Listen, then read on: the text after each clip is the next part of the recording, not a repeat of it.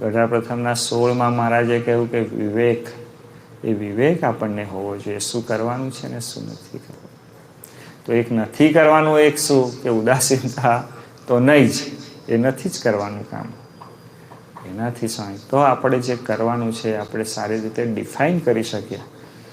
તો હરિકૃષ્ણ મહારાજ ગુણાતીત પુરુષોને સ્વામીજી આપણને એના માટે ખૂબ બળ આપે કે આપણે આપણો સમય વેડફીએ નહીં, બેભાન થઈને ન જીવીએ, ઉદાસીનતાને પાસે ના આવવા દઈએ, અને જે કરવાનું છે એ ખૂબ પ્રેમથી ભગવાનને રાજી કરવા માટે કરીએ.